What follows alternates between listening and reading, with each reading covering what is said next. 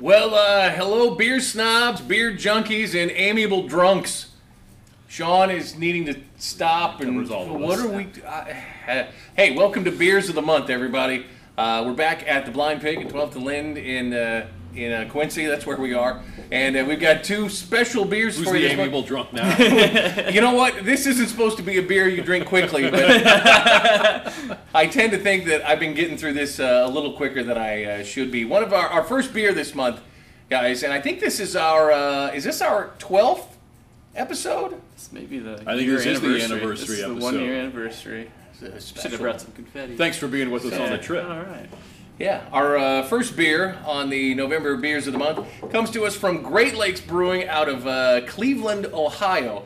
They have the Edmund Fitzgerald. I want to make sure I get this right. The Edmund Fitzgerald. What type of porter is it, Jeremy? It's just the handcrafted porter. It's just a straight up porter. Edmund Fitzgerald porter. Now, I'll be honest with you. When Jeremy poured this, it was as pretty as a picture. I almost didn't want to drink it, but then I started drinking on it, and I was happy that I was, because this is quite the porter. Not as heavy and thick as a lot of porters are, but still quite easy. It goes down pretty smooth as porters go.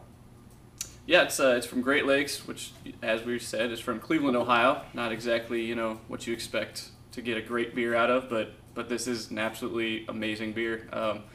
Porter's always one of my favorite this time of year. When it starts to cool off, you really start to get that bitterness in the air, and there's a little bit of the hop bitterness in this beer, and it just goes great this time of year. It really warms you up, and it's got great flavor. It's a heavier beer, higher calorie count. They called it porters because that's where it originated in London. Those who would carry bags or work on the steamships and carry things for a living, basically manual labor, they loved this. It gave them more calorie content in their diet, and this darker, richer beer really found a foothold with them when it started catching on. So that's where the porter comes from. And you can taste kind of the intersection of almost a baker's chocolate and a coffee.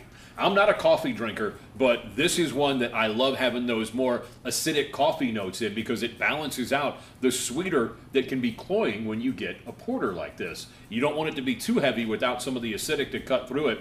And cutting through it is something you can do. Nearly 6% alcohol by volume. You want to let it warm up. They have a saying, English cellar temperature. It's about 57, 58 degrees Fahrenheit. You want these porters to open up at that temperature, so let it sit around for just a bit. Here's what I do. I order one, drink half of it, and then tell Jeremy to pour me the next one, so it's right at the right temperature when you start to drink it. And it pairs up with a bunch of great stuff. I know the guys we talked to from the brewery said they like it with barbecued ribs. I think that'd be too heavy, but stuff like oysters or stuff that's naturally salty would go well with it. I even think of stuff like this as dessert, and I don't think that this is as heavy as a lot of porters that I've had, or even porters that we've had here before. But it's very good. It's easily drinkable. You should come down and have some. It's a Great Lakes Edmund Fitzgerald Porter, one of our beers of the month at the Blind Pig, 12th and Lind in Quincy.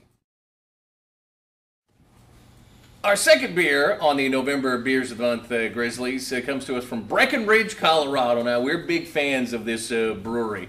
And for this month, we've got their autumn ale. Now, I've never had this before, but these guys and everybody else that I've talked to who's had it cannot stop raving about it. Gentlemen, tell us why this is the beer of beers. Yeah, I got it in bottles, about the beginning of last month, and it's kind of their take on an Oktoberfest is what my salesman kind of told it to me as, but to me it's nothing like an Oktoberfest. It's above and beyond an Oktoberfest, and as you can see, first of all, it's a lot darker than any Oktoberfest you would ever see, but as dark as it is, it doesn't have that really, I don't know, it's not a dark flavor. I guess it's like a burnt. It's not a like a porter flavor or something like that. It's really drinkable. It's really smooth. But yeah, I mean, Breckenridge just doesn't go wrong with beers that they make. The drinkability is what gets you. Right. Because this clocks in at 6.7% for really what is just a dark-bodied ale. Warning is right, Quaid, because it's a dark-bodied ale, but it drinks very lightly. What it does is, they call it the after rake-in ale. Okay, it's before, during the preparatory stages, when you're drawing up the battle plan, while you're executing your plan against those little bastard leaves that keep falling no matter how hard you try with the blower or the rake. And then when you finally claim victory over them, you should get this in all stages of your fall life. Absolutely. It is easy drinking, and that Jeremy mentioned, and that's just out of the bottle. You take it on tap, like they have it at the Blind Pig, $4 for a pint here during the Beers of the Month. and it is something else. Now, not only is it easy drinking, is it easy to get to, but it's also illicit at this point. What? Wait. It's illicit. Illicit. The brewery says it's not supposed to be available after October 31st. Jeremy has picked up, they like fell off the back of the truck or something.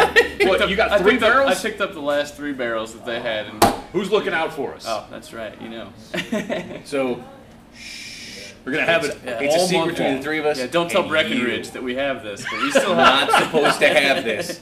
This is a special treat all month long at the Blind Pig, one of our beers of the month. Breckenridge's After Rakin' Autumn Ale. Bonus points if you bring your rake into the bar.